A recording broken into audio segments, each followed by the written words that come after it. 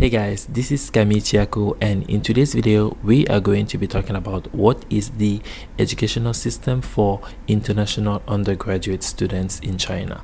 For international students studying in China, the educational system and the examination process is somewhat similar to those for domestic students.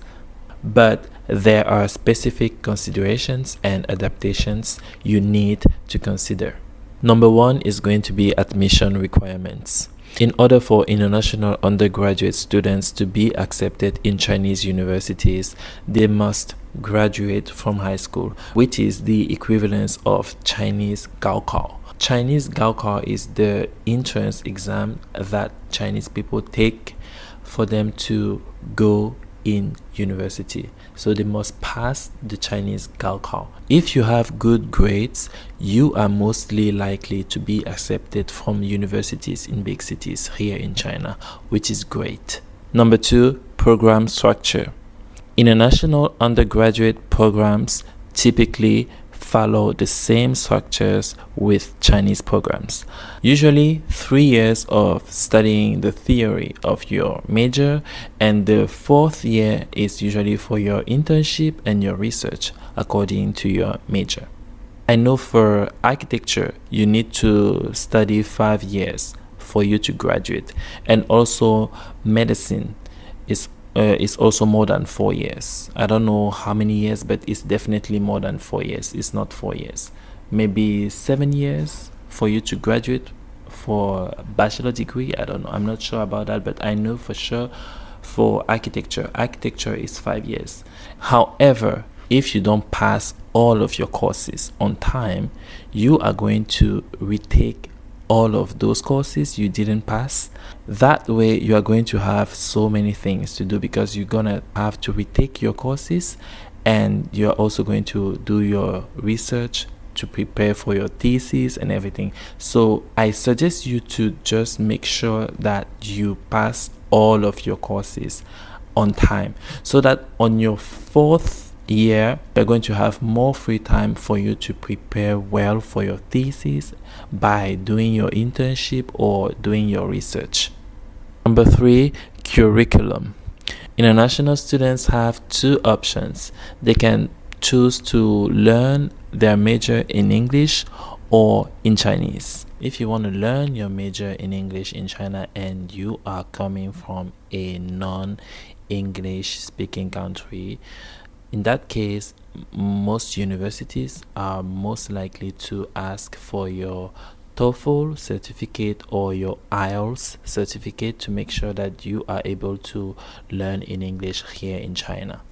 But if you did your high school in your country in English, or you can maybe prove that you are eligible to learn in English, then it's also okay. However, if you want to study in Chinese, you will also need to pass the HSK exam, at least level 4. HSK stands for 汉语水平考试, and this is the equivalence of TOEFL or IELTS, for example, but it's the Chinese version of it. So you will need to pass that. If you don't know any Chinese at all, but you still want to come to China as soon as possible and begin with your studies, Chinese universities got your back. So you can come to China and you learn the language first for 1 year.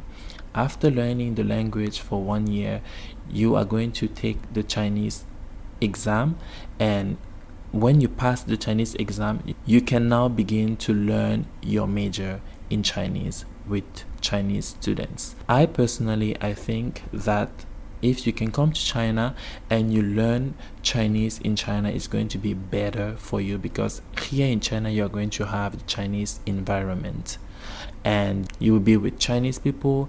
In your university, you will meet many Chinese students. You will make friends with them.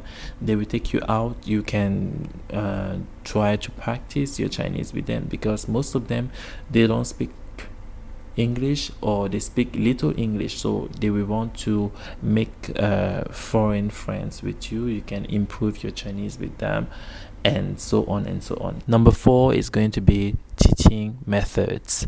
Teaching methods include lectures, seminars, laboratory work, and practical training.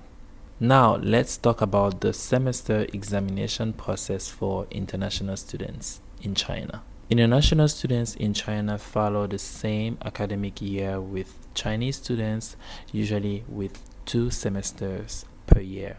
One semester is March and the other semester is September. So we have March intake and September intake. Number 2, assessment methods. Examinations for international students in China may include written exams, oral exams, practical assessments, and evaluations of coursework. So, the specific format depends on the course and the department requirements. Number 3, grading. Grading systems for international students are aligned with Chinese standards, often using the numerical scales or the letter grades. The passing mark is usually set at 60 out of 100. Number 4, preparation and examination protocol. International students prepare for examinations by studying course materials and also do some review with the teachers. Usually some of the questions that you had during the review sessions are going to come back during the final exam. Number 5, feedback and academic progress. Usually after the final exam, teachers are going to take some time to mark us, and then when everything is going to be ready, we are going to get a feedback from the university, and we can now log in and check our results. Usually it takes let's say 1 to 2 weeks approximately, and then you can have your results. Okay, that was it for today's video, and I hope this video was helpful. Now this video is going to its end, and I'll see you next time. Bye.